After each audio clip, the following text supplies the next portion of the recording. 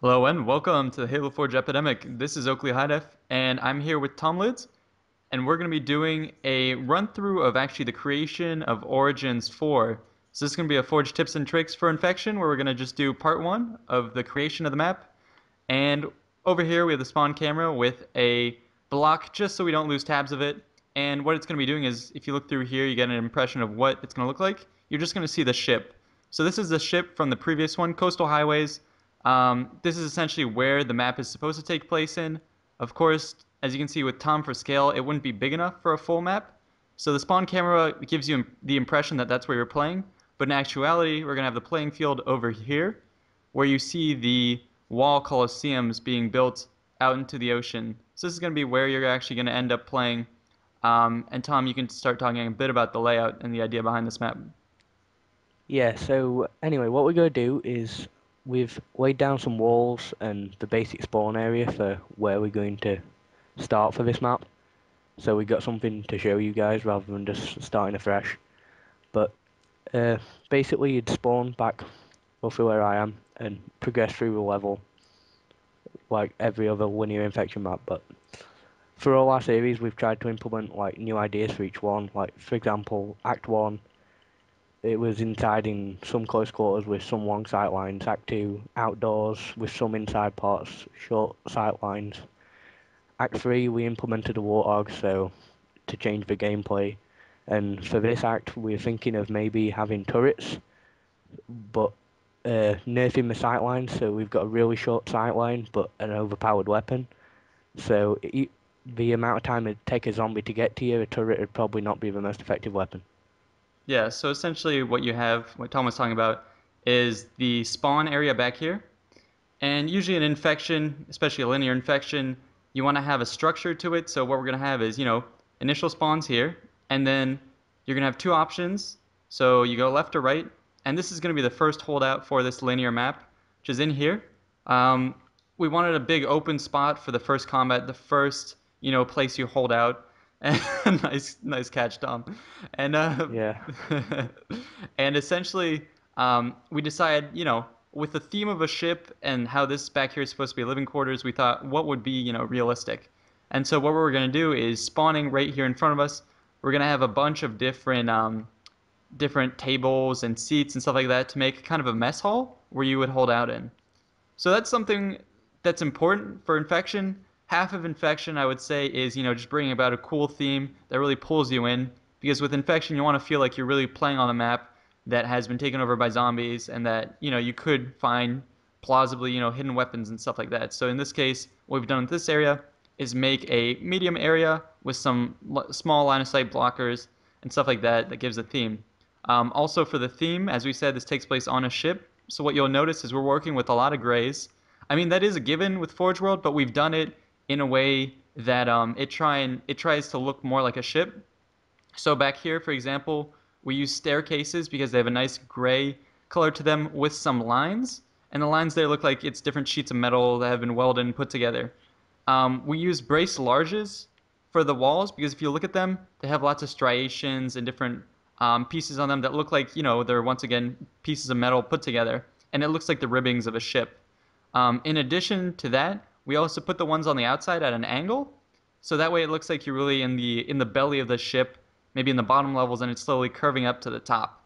So we have that on both sides, a long line of them. So that also sells the fact they're in a ship. What does that even further is the implementation of windows. So here we put small brace larges here, sunk them into the underwater, and then we put windows here. So as you're looking around on this supposed boat, you can see the monitor right there, and you can also see, the water. So that's to help secure the idea that you're on board a boat, which is going to be key to this map, where we really try and sell that theme. So, as Tom was saying, what we wanted to do with this map, what we always try and do is bring up fresh gameplay. So, one of the main ideas that we came up with for this map is we want to balance turrets. So, what we're thinking is maybe, right off the bat, the humans will be given a turret, and along the map they'll be given more and more turrets. But we don't want turrets to be used in the traditional sense where you sit there stationary and gun. We're going to make it so each and every turret you have to rip off and use. And so what you're going to have along the map is these heavy gunners. And so for example, the heavy gunner is going to move around the corner and try and, gun down the zombies. I think turrets are really fun to use when ripped off. They seem super powerful. And you see if Tom's a zombie there, he can hide in the cafeteria with these line of sight blockers.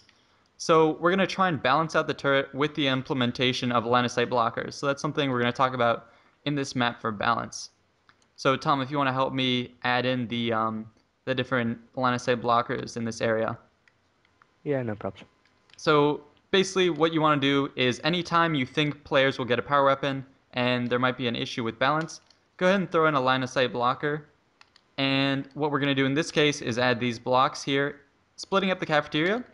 And what that'll do is we'll demonstrate shortly is it's going to make it so the humans will never get a good sight line on the zombies and that they can always hide behind something.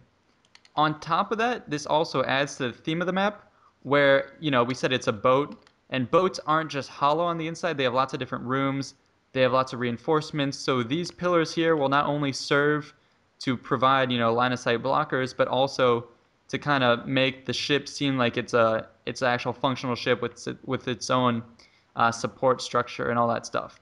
So yeah, there you go. Thanks, Tom. So basically, what you want to do when you're building your map is every once in a while do a kind of a theme check. So in this case, what Tom just did, which was really smart, is throw in a roof just to check, how the map's going to look like in game when we throw in the roof. And I think this looks nice. So Tom has a sword over there, and you can see here, I really have no direct line of sight onto him. I can try and jump to get closer to him, and he can just run away. So that's going to make gameplay in this area really nice. Um, and what we're thinking is the humans will have their backs against these walls here. These places here will be blocked off with crates. So humans have to be walled off here. Um, Talking about balance for this area of the map, humans will tend to want to camp in these corners. So what you want to do is think, how can I nerf that? So say if all the humans are holding here, well then they get, they can shut down zombies coming from there. What they can't do is shut down zombies coming from across the other side. So by putting the line of sight blockers, it nerfs any potential camping human spot. So Tom, if you want to stay there, I'm going to go grab the turret again. Yeah, And okay. that way we'll basically show how we would, go about nerfing it. So I'm going to grab the turret, and let's say I'm moving out, and I'm going to go in here. Now, I don't know if there's any zombies in here, so what I might do is, start wheeling around the corners, gunning. And if I know Tom's back there, I really can't kill him with the turret. Even though it is powerful, by this point he would have already slashed me like that. So this is going to make for fun gameplay because the turret's not going to be super powerful, but you can use them, to have suppressing fire. You want people covering the turret guy. So it's going to be a cool dynamic that you haven't really seen before in Infection. And Tom's gone ahead and posted up the crates. So that's one of the mechanisms you might want to have to keep people from moving on. So what you could do is, we'll work on this later in another tutorial, but basically you'll have the crate standing up and you'll close off the door a bit more so you can't punch it out of the way. And then there'll be a timed event where there's maybe a mine back here that explodes and pushes the crates through to the other way. Yeah, just like that. Thank you. So, and that'll let you move forward. So that's basically how we're going to make this happen. This first video is just kind of getting you introduced to what our ideas are for the map so far and showing you techniques. So I guess Tom will go about showing people a little bit how you might decorate this room here. So what we said before was this is a living quarters. So what you might want to do is make the area seem larger than it actually is. And there's a lot of ways to do that.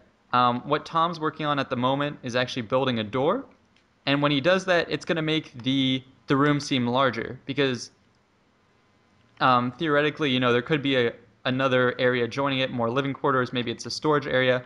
So by adding doors and other things like that, you make the people on your map believe that there's more to the map, and that's always a big selling point in in making your maps playable and believable. What you see me doing at this point also is a technique that I like to do for building beds, and that is just using these window coliseums, just the tips of them, because they have a nice white color to them and a good shape. So if you can hide most of it, it ends up looking like a bed. So I think it looks really cool. The white color is something you don't see much on Forge World. It looks like a sheet. And then if you want to make the pillows, what you can do is go in the decorative section and do a teleporter frame and just use the top of that for a pillow. I think it looks nice, it has good coloring, and it kind of has an embossed edge to it where it comes down. So if you put that just like this, it makes for a really cool, convincing looking pillowcase. And then you go and put that here. And there you go. You have two beds right here. You can maybe add, bunk beds on top, a night lamp and all that stuff on the side, some bookshelves, stuff like that, supplies, or like what Tom's doing over here, you would have a door. So I'll go ahead and scoot this back a little bit. There you go. So you can have a door to make it seem like, okay, maybe these are just the outside beds, and then over where Tom's building, that's, a way to access the other beds. So that's something you might want to do for your map to add believability. Something you might also want to do in this room is maybe you want some more, maybe you want a little couch.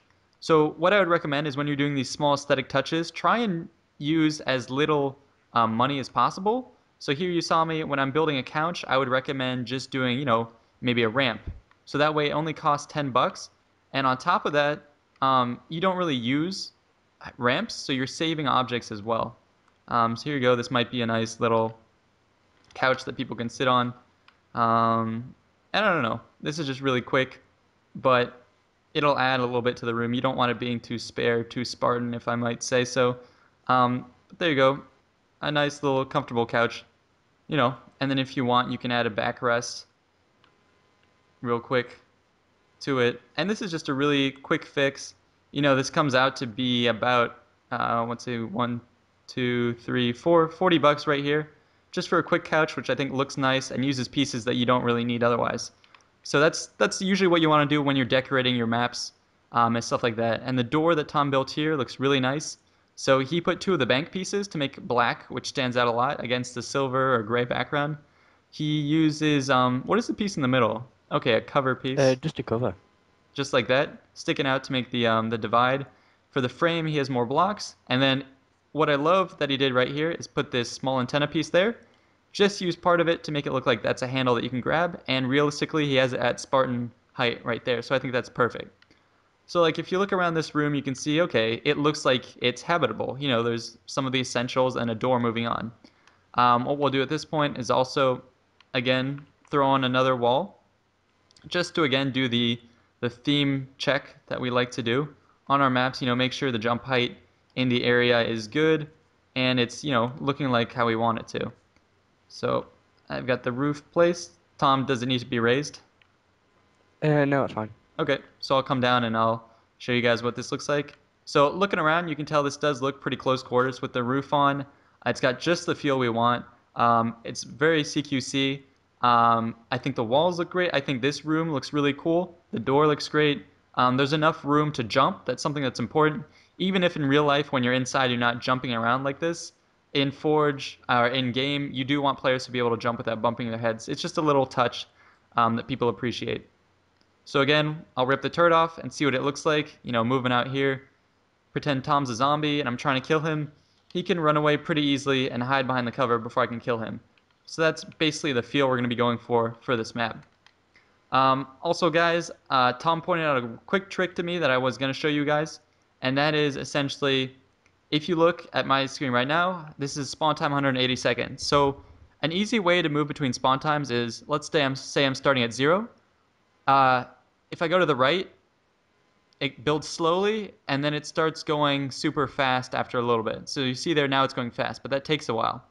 So what you can do as a trick is, okay, so just put your cursor over spawn time, and then go immediately northeast with your left cursor. I mean the left thumbstick. So not up, not right, but right in between. And if I get this right, it'll shoot really quickly. So there you go. I nailed it, and it's going really fast immediately. So that's good if you're doing a lot of spawn times. It'll save you time with putting things. So that's going to be another trick of the day.